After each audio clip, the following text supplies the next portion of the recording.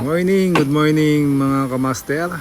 So ngayon, magbubuhos tayo ng roof beam. So ganito ang ating ginagawa. Ating pinapormahan muna lahat. At sabay-sabay natin bubuhusan para mas sabay-sabay ang tigas at mas matibay.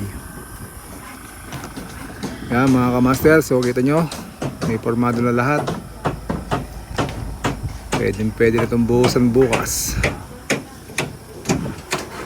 Okay. So mga kamaster, pagka ganitong roof beam, before tayo magpabuhos, meron tayong mga ilang chine-check at sinisigurado na dapat ay nagawa nila ng maayos para garantisadong okay ang ating bubuhusan. So yung mga connection ng ating beam kailangan okay. So ang pagbubuhos natin mga kamaster ay monolithic para ito ay isang buhusan lang. Okay.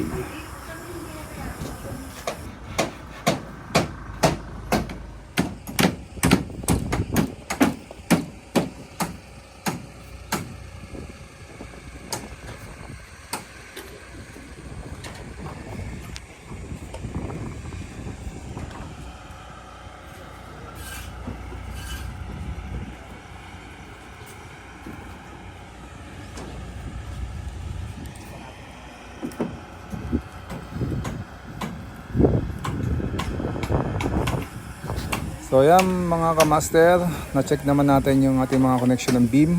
Okay naman. Pwede na tayong magpabuhos bukas. So yan,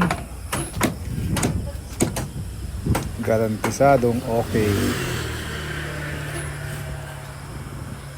Okay mga kamaster, maraming salamat sa inyong pagsubaybay. Thank you.